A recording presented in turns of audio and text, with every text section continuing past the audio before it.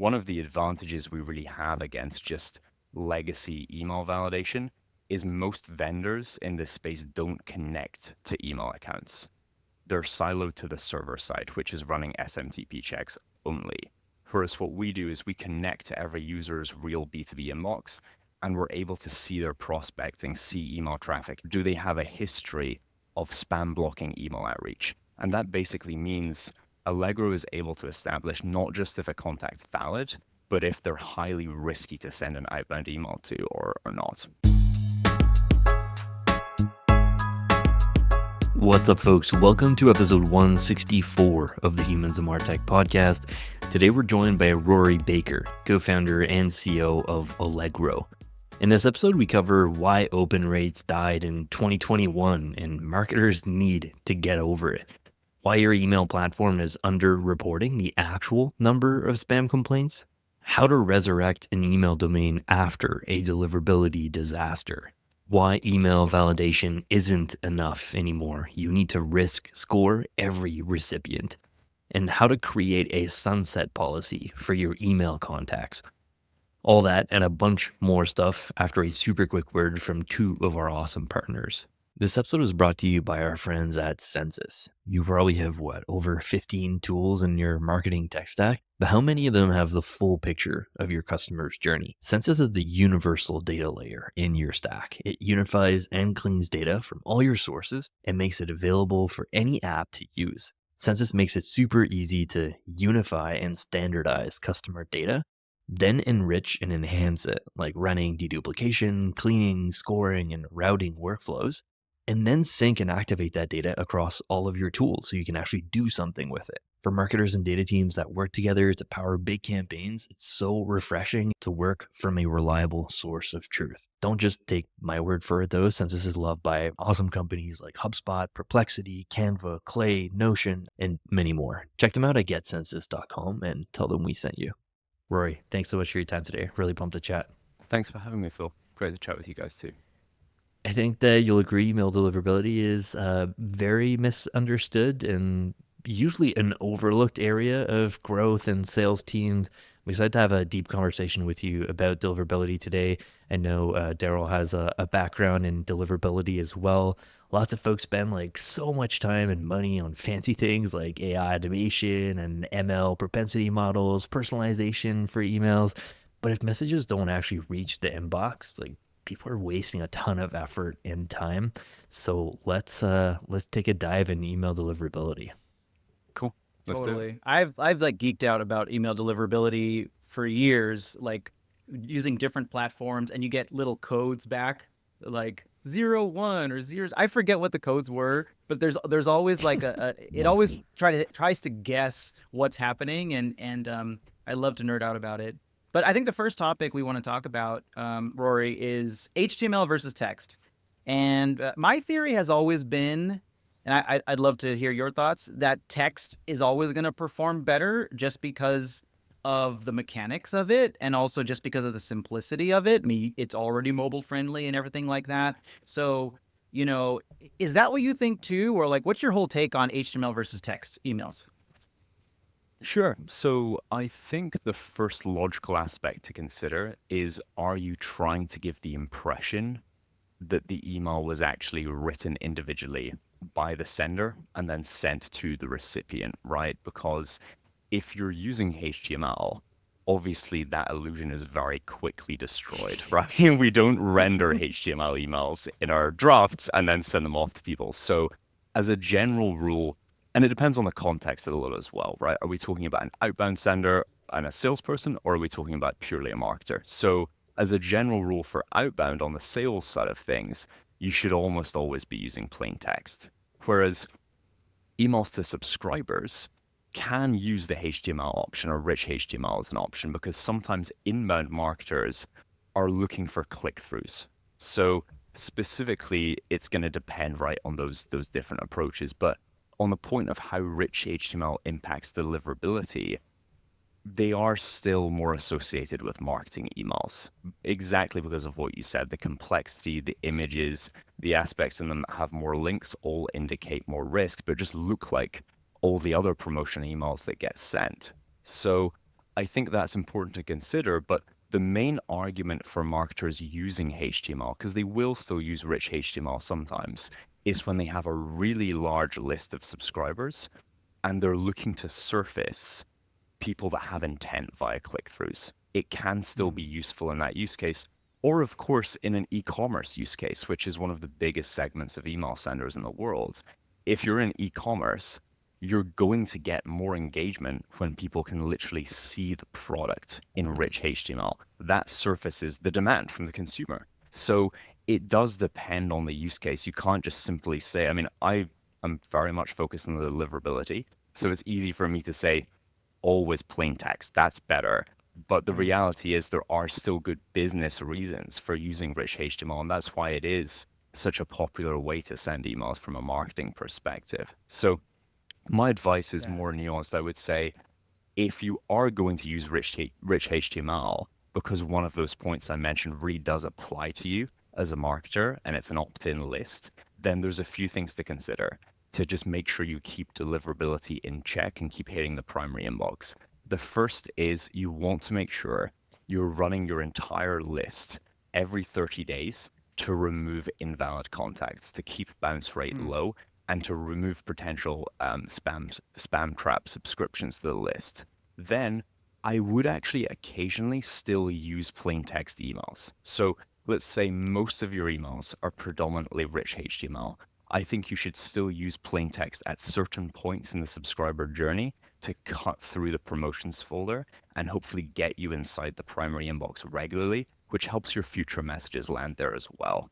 And then as a final point, Mm. with these big lists and you know, large use cases that are more marketing automation than sales sending, you want to have a sunset policy, which basically keeps subscriber engagement high. So if you see no engagement from a subscriber over X period of time, you're going to proactively put them into a workflow where they get one final email. And then if they don't have any engagement to that final email, that's usually templatized and based on the use case that they're probably not a subscriber for much longer. But if you don't get engagement there, then you'll actually proactively take them off the list. And that keeps your engagement high, which is one of the main things either your marketing automation provider or the email providers are both going to be looking at to decide if you're a high quality sender or not. To, yeah, that's such great advice, and I haven't heard that one that strategy specifically where you actually use a combination of HTML and text to try to improve your placement in the primary. I think that's really smart. That's really good. And then that's the other question that I was just going to ask you of like, what's that time frame that you've seen for the inactive contacts? Is it like 6 months? Yeah, so honestly, it's hard to say because it depends on the industry and your Mm. baseline engagement level. You're basically looking to figure out the bottom quartile or decile of subscribers and proactively Oh, remove them. So good one. if you're in like a super high engagement industry, which these days is actually fewer and further between over email, right?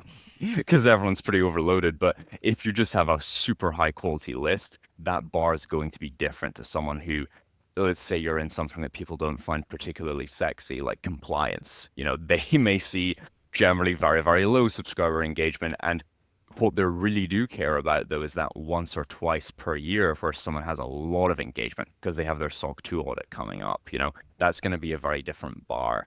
So it depends. And I think marketers have to make that call internally. But at least having some sunset policy in place would already put you leaps and bounds ahead of the majority of your peers because there's just so few people that are looking to take people off the list rather than actually keep them on Mm. it.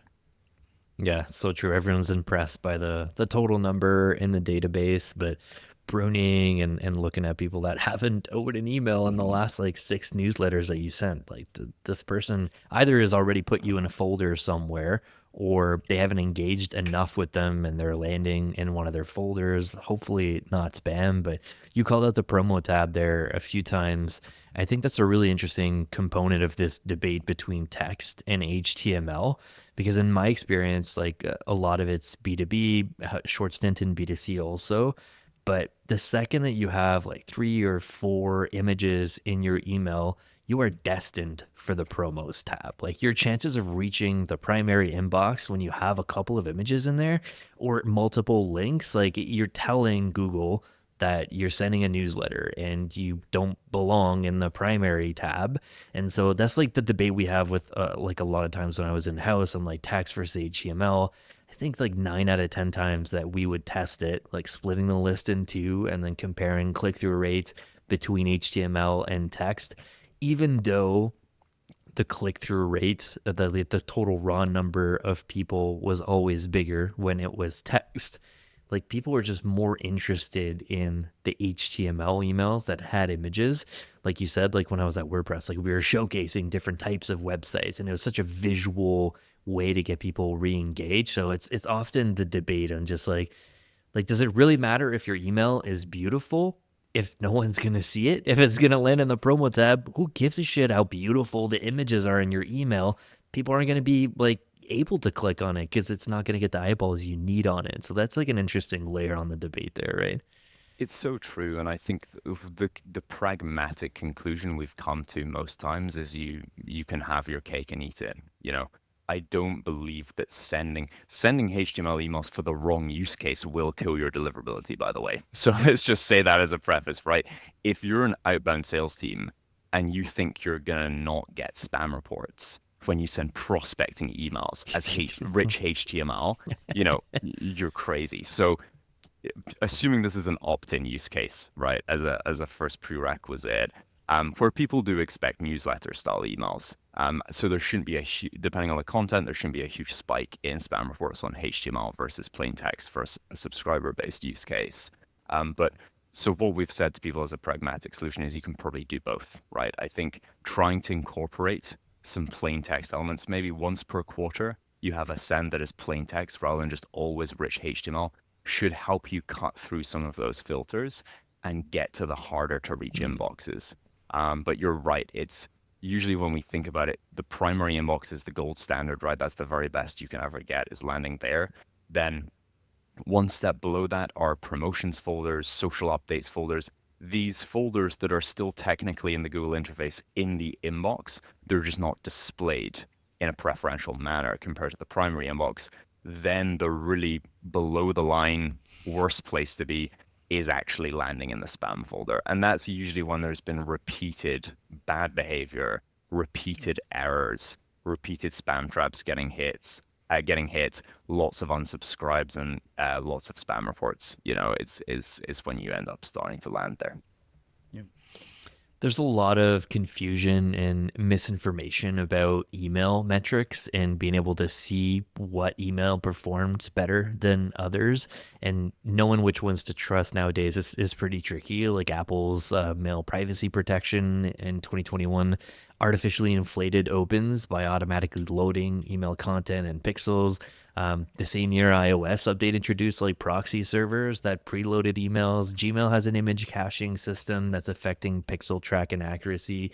What are your thoughts on like email tracking, email metrics nowadays? Like, should email marketers totally ignore open rates? Should we just be focused on click rates? What are your thoughts there, Rory? Yeah, it's a really good question, and there's still a lot of confusion about it. I think the real challenge is we need to accept that the open rate stat isn't giving us an indication of how many people actually open our emails anymore at all. So we need to just remove the logical thing of thinking, hey, this is how many people are opening, and accept that that is not the case, right? Like you said, there was iOS 15, which preloads all images and gives you false positives through the roof on Apple subscribers. Then there's things like Microsoft Defender and Outlook that strip out tracking pixels. And there's also a lot of other instances, like you will have seen and mentioned, where security providers or different email clients are trying to systematically block open tracking. So it really means that open tracking as a statistic is unreliable at best. Now, I personally view it as still being an indicator of deliverability and how it's changing.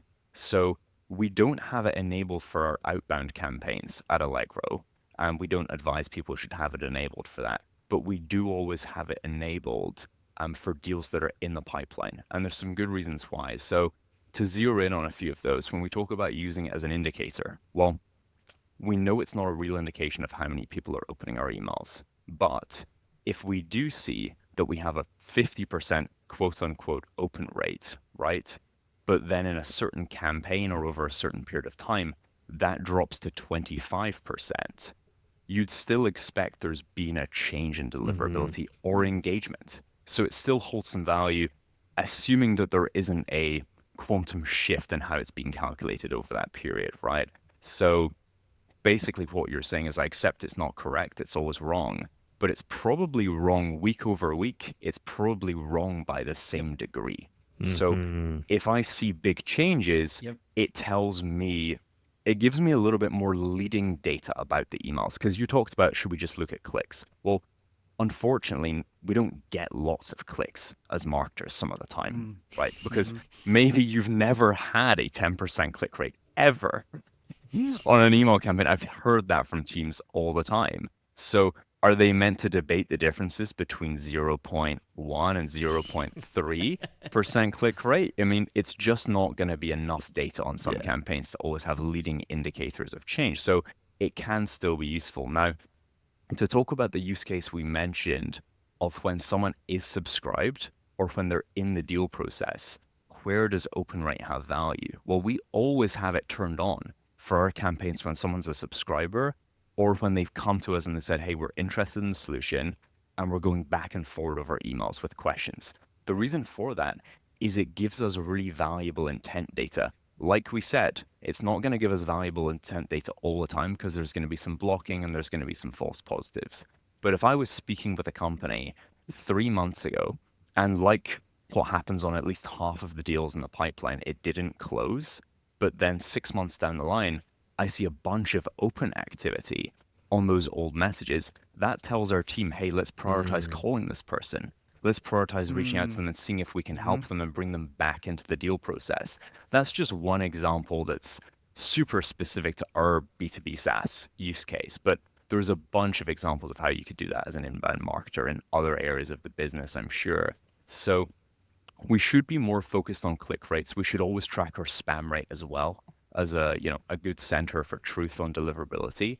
And there are still some good use cases for open rate, even though it isn't correct. And I think just being comfortable with the fact that it's not correct and you can still get some value out of it is pretty important because people want it to be either it's complete rubbish, right? Like we ignore it and we are against it and we have some emotion around the fact that it's not correct, or it's perfect. And yes, 50% of people are opening email. They don't seem to be very happy with an in-between sometimes. And I do think that medium of just knowing where you can extract the value from it is very important for marketers. Yeah, totally agree. That's been my stance as well with clients. Like, look at less the detail of the actual rate that you had for opens, but consider the trend line, because if it's inaccurate, it's consistently inaccurate, like you said, right? So if you're sending to the same list a newsletter, similar content every week or every month, and you're averaging like a 20% or 15%, and then one day you're dropping like below 10, something happened there. Like the content had too many links, or you might need to have a deeper look at deliverability. Maybe you landed in spam because of a previous one. And but you mentioned spam reporting there too. I've told clients that unsubscribe rates isn't a metric that you should really care about that much. To me, an unsubscribe isn't a bad thing. That person is telling you, like, I'm not interested in your content anymore. I don't want to receive it, but they didn't mark you as spam. So it didn't hurt your reputation. You aren't sending them content that they don't want to receive anyways. But a lot of times people are obsessed about the unsubscribe rate, and they just don't really pay too much attention at the spam report rate. And some of the folks in the audience are email marketers.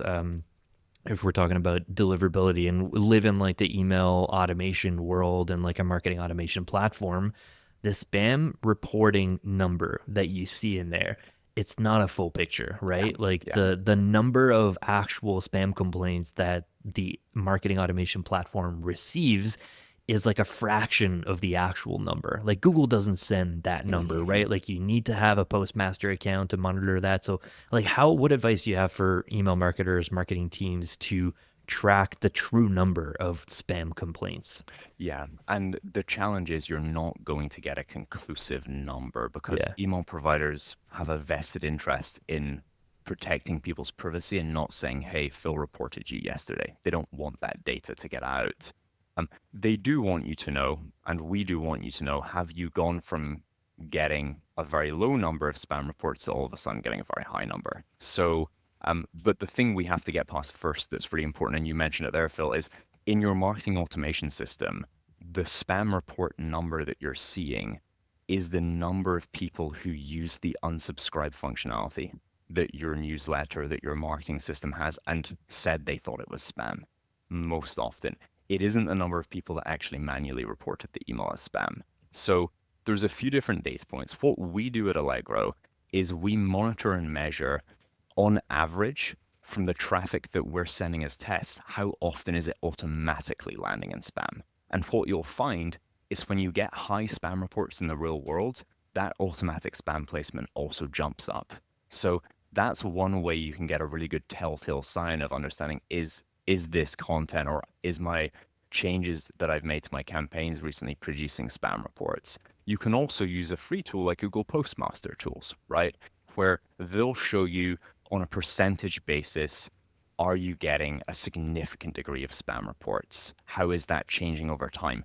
The real challenge with Postmaster tools is people sometimes connect and they see a low spam report rating and think that's great.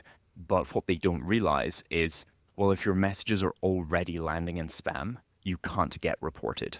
So the best way, by that logic, to have a 0% spam rate is to already send there, right? So you need to look at multiple data sources now. And what you'll often see in Postmaster tools is you'll see a spike at some point in time, and that'll come right down. And the team will think, great, we had one bad send, right? We got past the issue. In reality, they had that bad send. They were penalized for it. They're landing in spam, and they're not going to get reports anymore because now they're just landing there right away. And Google even writes this in their guidance. We flagged it, we highlight it for people, we send it to them so they're aware of the difference. They say, hey, just so you're aware, if you're landing in spam, we're not going to show you that number and you're not going to get a high degree of spam reports. So using that free tool is going to be helpful and every marketer should, but also making sure you're getting data on spam rate from multiple places, I think is important to keep on top of the issue.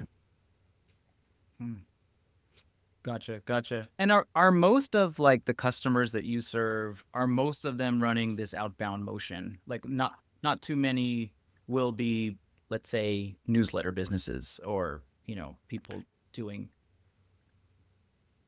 because I assume like for example, like I run like a newsletter and, it's really spam's not a problem. Or like, the declining open rates isn't a problem, but it definitely becomes a problem when you have a, team of people doing cold outreach or maybe even warm outreach on a consistent, regular basis is when we really need to watch for spam. Yeah, it's a good point. So we work with businesses that have a team that does that. So a team that does outbound messaging, whether it's semi-warm, but basically what they're doing is they're reaching out to people to start sales discussions and conversations. And we work with teams that have a department that's responsible for that to do two things: to make sure that department can still be successful with some guardrails in place so they don't get into trouble, but also to make sure that what that team's doing doesn't hurt the other parts of the business. So it doesn't hurt a marketing team that's sending to the opt-in list. It doesn't hurt the accounts receivable team who are trying to send invoices to people to collect payment. It doesn't hurt the support team that are starting their onboarding. So we make sure there's not trickle-on effects from it, but we also set those guardrails up. And I think the reason we've started there, we will move into more, and we have a few now, and we're getting more of our time. We will move into subscriber-based marketing. We will move into other sending use cases.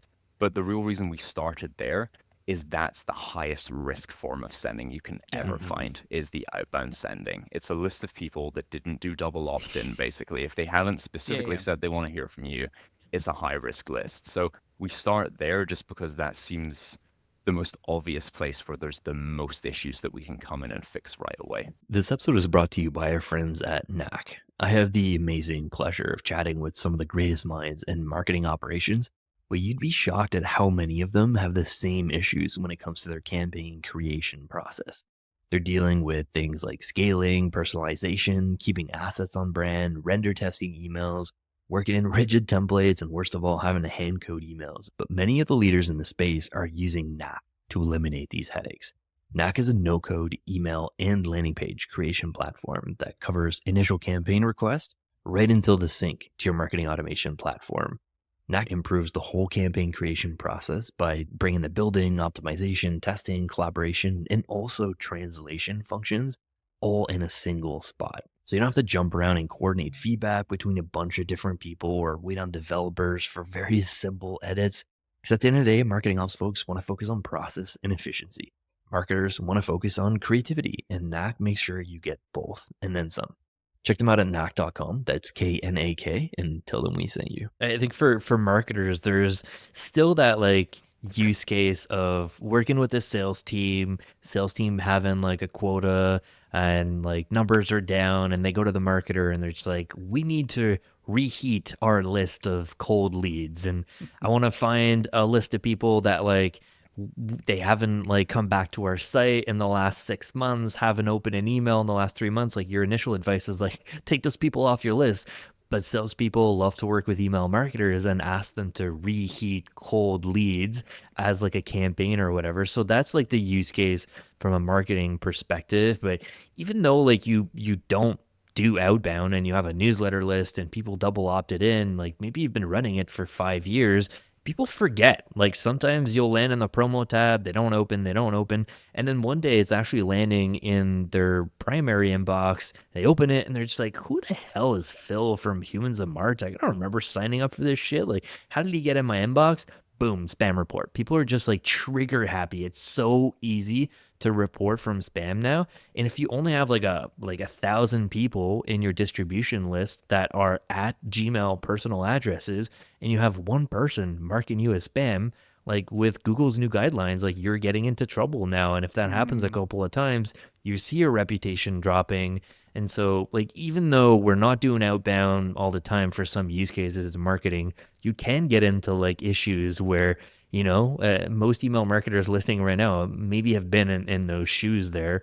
So I'm curious to get your advice on like domain reputation from a marketing standpoint for that use case, right? Like there can be tons of spam complaints, even when you're not doing outbound, you're trying to reheat old people that downloaded like an ebook, right?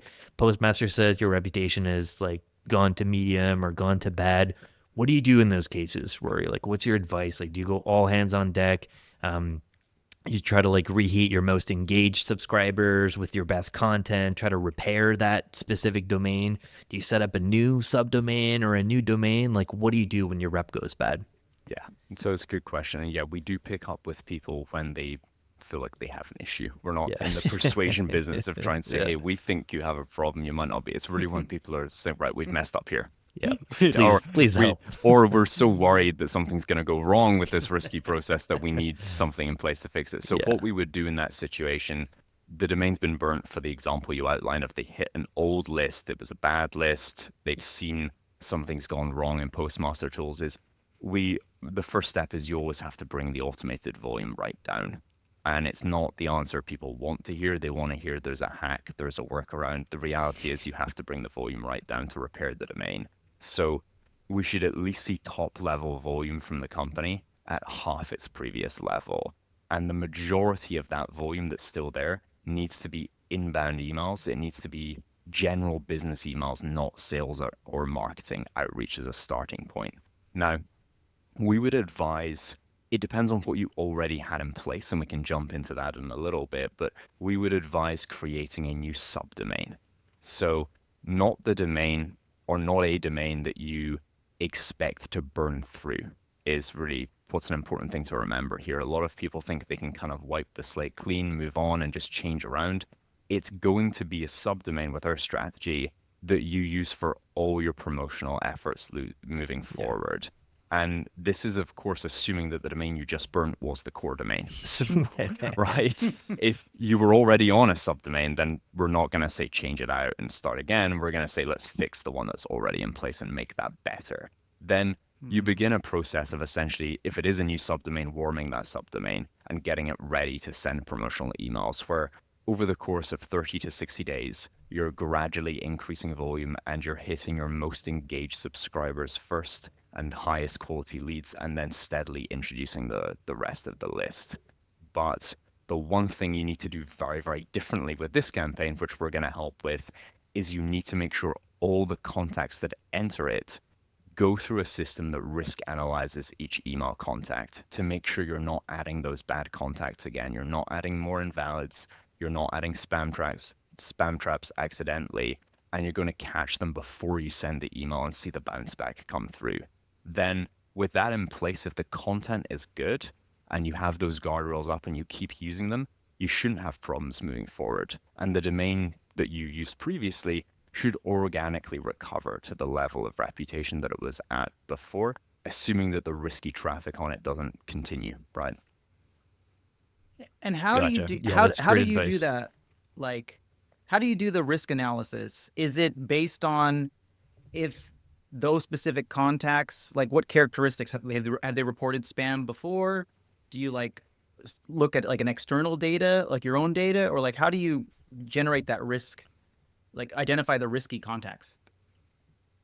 Yeah, so basically, we conduct every technical check to assess the risk of the contact and then provide you with guidance on how to market to them based on all those factors. So that's multiple things that we use for the risk analysis to get a rating, and then based on that rating, advise you what to do. So, as a Mm. basic example, one of the more simple parts of the process would be an SMTP check, where we're going to see for every email you give us, do we get a valid result from that server, or has the person left the job and they're going to produce a bounce? Okay. Then a step on from that, as kind of a core principle, is the more complex parts of the process, right? Where we're going to evaluate, is an email valid even on a server that blocks legacy validation strategies? So some servers now will not let you do that SMTP check. We're still able Hmm. to create a highly accurate rating on whether that contact is still there or not.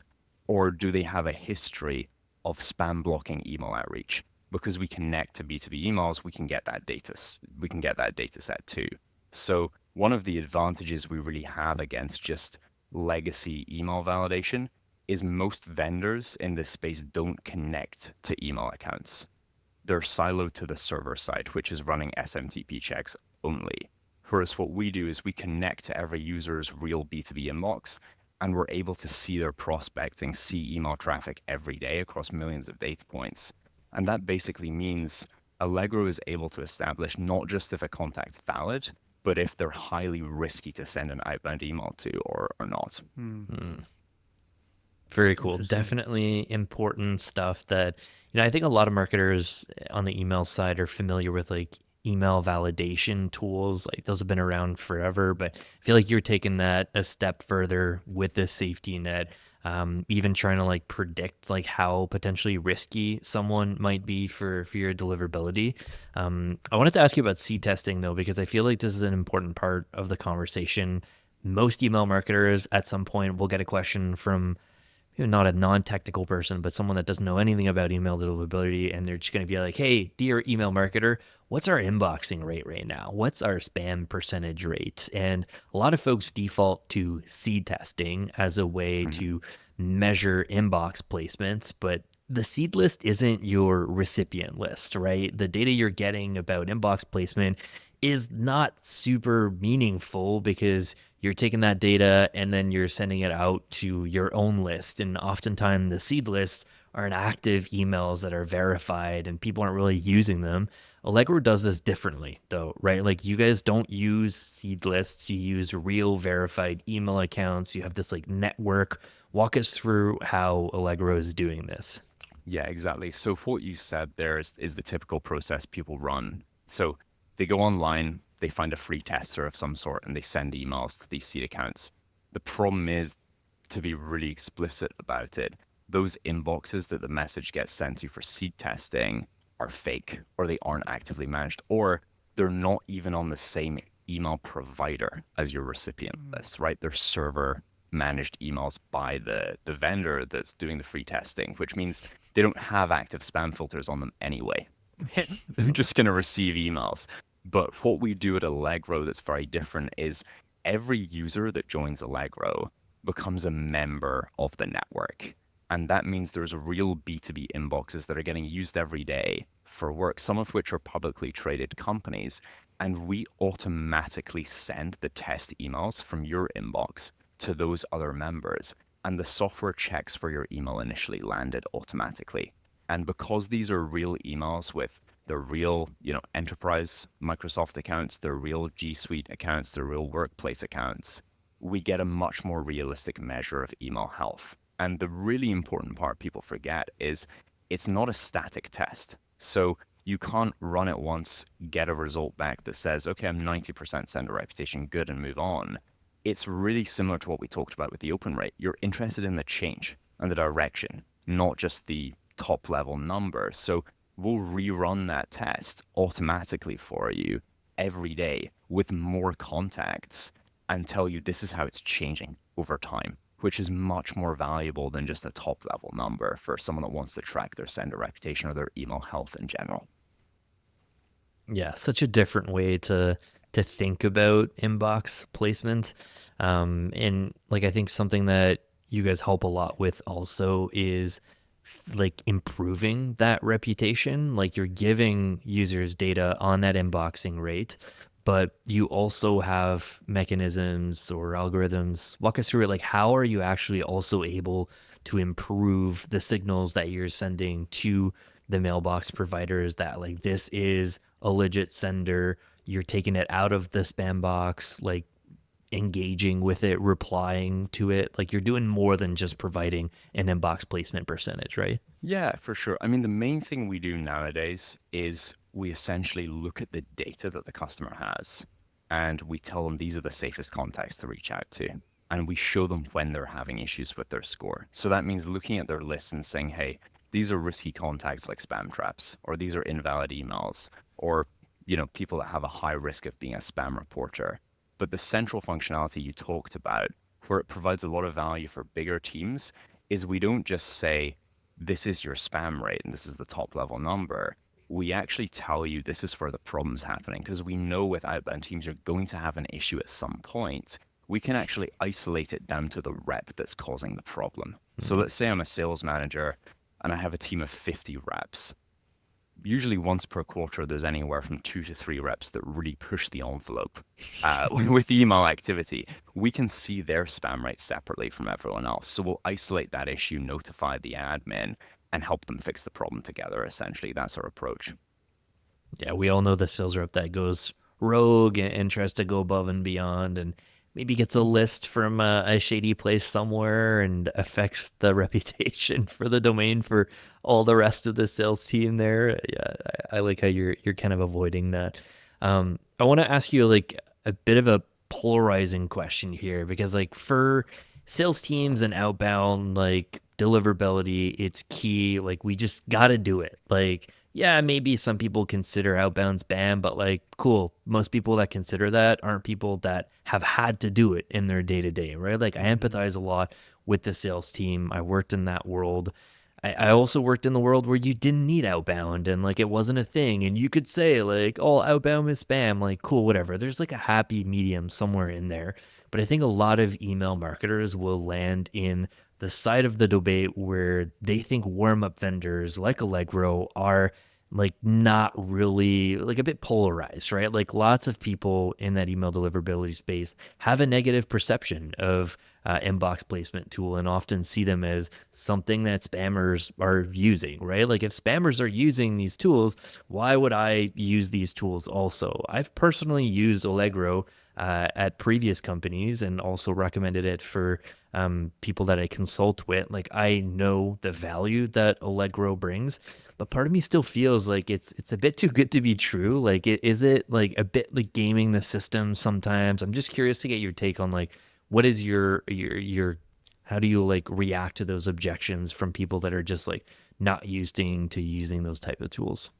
Yeah, so I think Allegro is really more focused on making sure the contacts aren't risky these days and telling people when their spam rates are getting worse rather than Yeah. warm up at the moment. So The reason we do that is because we know, based on our track record of working in this industry, if fundamentally bad contacts are entering the sequence, there's no way you can breeze past that issue with any amount of warm up. Yeah, so true. But for people who are just starting a new domain or a new subdomain and they need help to introduce it to the world of email with a good warm up strategy and some friendly traffic, we can help with that too. The main reason we don't come up against those issues is we have approved integrations to email providers. We only work with verified B2B customers. Our product is also more on the premium side of the space, and we're SOC 2 compliant and audited. Now, all of that makes us really the safest vendor in a fairly new space that I agree can feel like you're getting a little bit of a leg up on the competition sometimes. So that's how I would respond to it. Nice, nice. I was curious, and we haven't really talked about this question, but I was thinking, like, is there any early signs of like the business, impact and like improvement that teams have seen?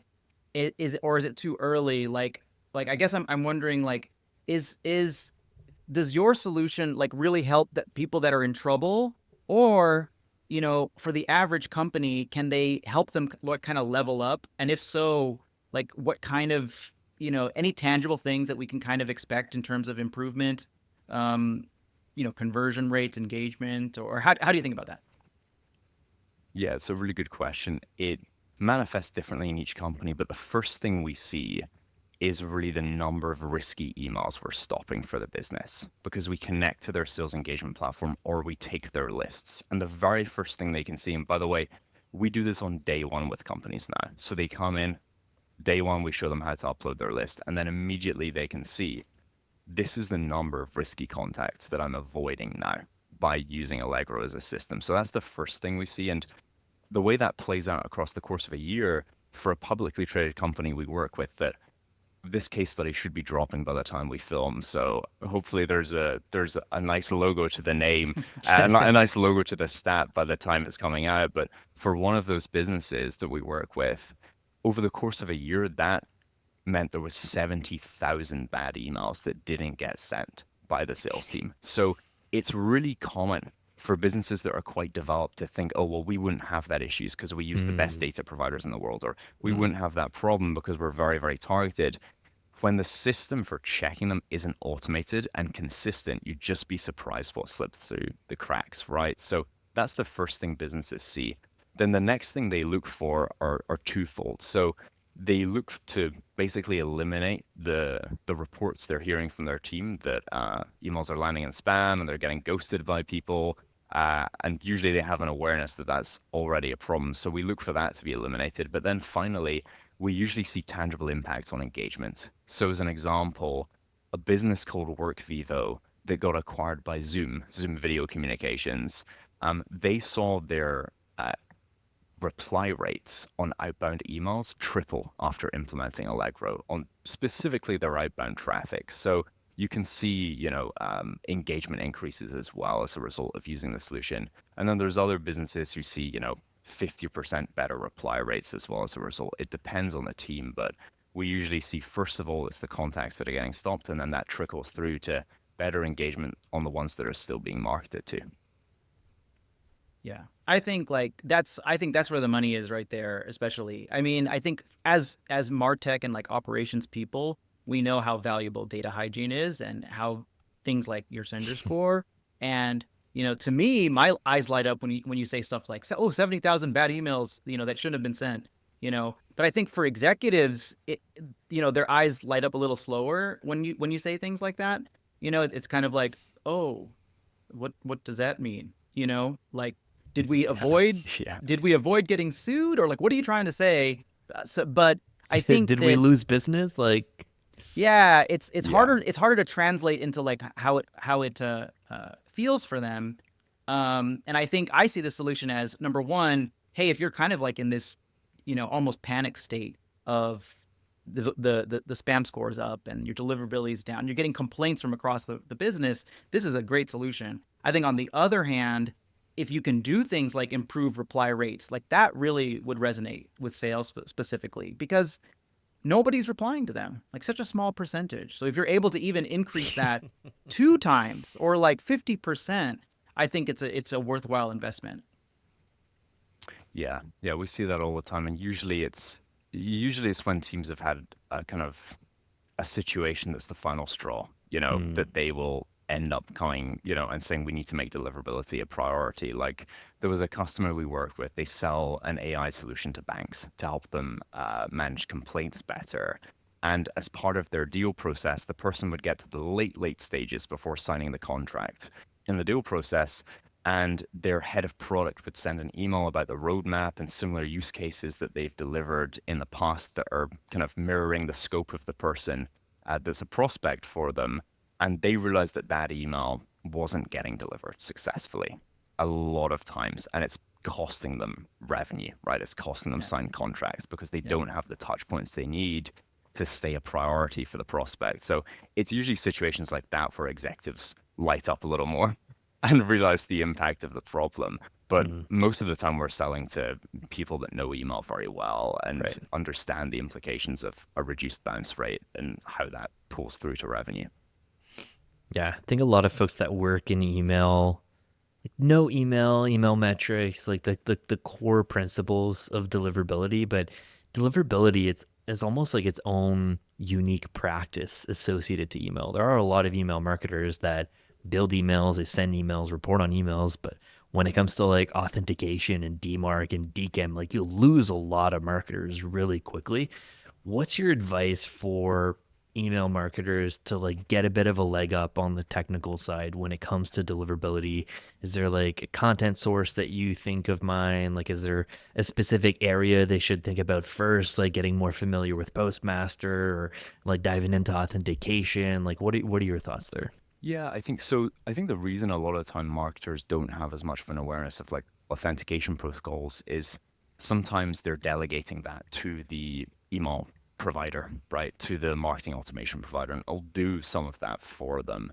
But what I would start off with is, yeah, familiarization with Postmaster tools has got to be a key one. It's a great free resource there, and it gives you a dashboard that'll just give you a little bit more line of sight on some of those spam issues. And of course, I would love to say, jump in and use Allegro, but I appreciate some people need to dip their toe in and use some kind of light solutions before they're ready for, to really take the subject that seriously. So that's a great place to start.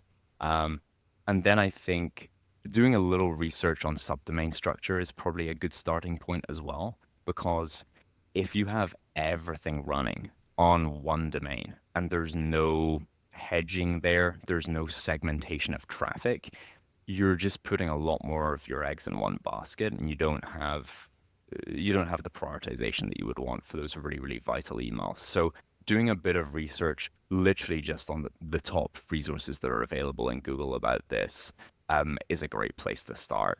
Understanding how should subdomains be used successfully, what's the use case for them, and how do you set one up and get started inside your email provider. It should be very straightforward, and I would let the support team of the email provider handle the nuance of how you should do that. But for the most part, it's pretty simple. Yeah, I think that's great advice. Like just those two things, getting Postmaster set up, if especially if you haven't done that, and getting multiple subdomains created and figuring out a strategy there. I think like your seasoned deliverability expert is kind of like rolling their eyes like, yeah, obviously we do that. But I think the majority of email marketers don't have that set up. Like I've consulted with a lot of folks sometimes that come in and they're just like, our open rate dropped to 0%. We're having spam issues. Like, what's going on? It's like, all right, well, let's open up Postmaster. Like, what are we seeing there? We don't have Postmaster. Like, where do we buy that? It's like, okay, shit. Like, what domain do you have issues on? Like, well, we only have the one domain. Like, everyone is sending emails from that domain. We have an issue because our CEO isn't able to like reach the inbox of Yeah. their investor right now. Like, just those two things are so core to thinking about this differently. And obviously like some teams are more advanced. Like I was working with a client, a big enterprise, and they have a massive database of folks.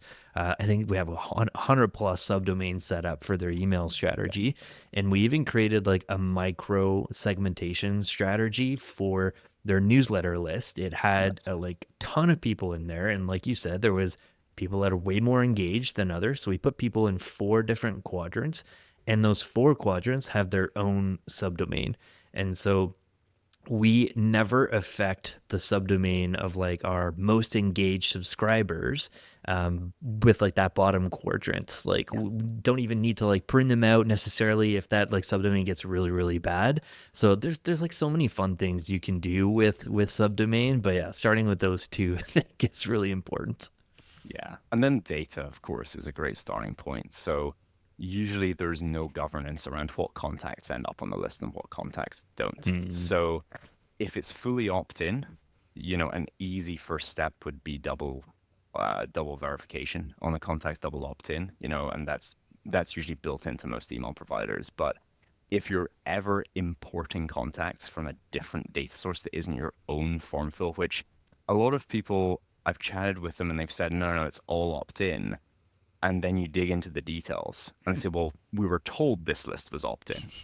Or it should be opt-in because it comes from this Zapier integration, right? So usually, I mean, it's very rare that I've ever seen a company that is purely just their form fill. All the data comes in there. It's all double opt-in. So let's assume that's not the case until you're proven wrong, right? Having a central place, it doesn't need to be Allegro, where you check every single email regularly for validity is a really easy first step before you're even getting into the more complicated stuff that we talked about today. Just having that run very regularly, at least every 30 days, is also going to eliminate a lot of those issues. Because you don't want to wait for the bounce back to remove someone from the list, right? That's dropping the ball. You're just waiting to get told that they're not there anymore. And if you're B2B focused, a lot of email servers won't give you a bounce back, even if the person is invalid, which people forget. Most businesses, especially ones on Microsoft that are a bit more enterprise, they'll have catch-all set up, which means that messages, you could send it to any abbreviation, right, or any first name, last name combination that doesn't exist at the company. It's not going to bounce back unless the catch-all server is incorrectly set up, right, which is few and far between. So don't think just because you're not getting bounces that people aren't invalid. Got it. Daryl, you want to take happiness? Yeah. Let's see. Favorite question. So, Rory, you're an entrepreneur, a CEO, but you're also an avid traveler, chess master in training, and pickleball fanatic. One question we ask everybody on the show is, how do you remain happy and successful in your career? How do you find balance between all the things you're working on while still staying happy? Sure. So on the personal side, like you said, I'm a big traveler. So being able to see like a new culture, a new part of the world fairly regularly, I think, helps me keep my spirits pretty high. And it's a great luxury to be able to do that. Because I like experiencing, new flavors, cuisine, seeing different parts of the world. It's always something I've loved doing a lot. So that keeps me pretty happy. But on the work side of things, there's a lot to juggle in this job, and I actually find I get most happiness from focusing in on one thing and not actually doing too much balance in terms of like day to day of like what am I spending my time on. So I structure my days now where everything that it requires a lot of context switching I'll do in the morning, and then the afternoon is pretty much reserved for just focusing on one key aspect that I want to deep dive in on. And that really means that I feel like I'm not just being redirected into focusing on whatever the flow of email traffic is about that day, right? And I'm truly taking the time to consider the biggest problems we have and how to fix them. And the combination, the real thing to remember there is you can only ever do that, I think, when you have a really brilliant team and you're getting to work with smart people that are talented every day and can take some of those other things off your plate. So that's where I'm at right now. In terms of what keeps me motivated and keeps me happy. Yeah, full episode on email deliverability, and we end by talking about the fact that Sometimes email drives our day to day, and the shift of our focus there. Slack and email definitely Slack's empathize with definitely worse. It's definitely worse because it's so like it's meant to be asynchronous, but I find it so synchronous. Meaning it's so just, synchronous, It is. yeah. yeah. Especially since they added like the call button on there. Like when I was working in the house, it's just like someone would be like, "Hey, do you have 5 minutes?" Like that's their message. That is not an asynchronous message for Slack. Or I don't even get that. It's just like you get the like the sound chime coming in. You got like 2 calls coming in on Slack, and you're like, "Here goes my morning there." Rory, it's been a super fun conversation. Yeah, we don't get to dive super deep into like one specific thing, so this is a nice change of tune for us. Plug Allegro for a little bit. I know we got a chance to talk about the product, but yeah, anything you want to mention for the email marketing or marketing ops audience here? Yeah, sure. So I would say, with the way that deliverability has changed, you've probably seen a lot of the things change with Google Sender guidelines, Microsoft blocking more emails, engagement declining. All of that means that the emails you don't send are going to be very important, almost as important as the ones that you do send to recipients. So what we could do for you is basically flag the risky contacts in your list, help you remove them, help you make sure you can always find out what are those spam traps and not drop the ball because of some automation. So if that sounds like it might be a problem or you're worried about what is our exposure to those issues, we're happy to set you up with a free sample at Allegro where you can bring along your contacts. We can do a free analysis and say, this is the percentage of your list that carries risk. And if you have really, really great data, no risk in there, then at least it's not going to hurt you tomorrow. But for the most part, people tend to have a little more than they might anticipate. So that would be my main plug on, how we can help. Love it. Yeah, and I love your point too about like sometimes people don't know that they have bad emails on their list. Like I love your example about someone not being at that company anymore. Like when I send my weekly newsletter for new episodes, I always get a couple bounce backs like, "Hey, this person isn't at this company anymore." And it's like, well, shit, like I could have uploaded that list to Allegro first and figured that out before sending it and prevented that bounce. Yeah. And when you have that governance in place, the results follow, of landing in the primary inbox. It's just one of those core competencies that isn't going away. Love it. Appreciate your time, Rory. This has been super fun. Thanks so much for joining us. Thanks, guys.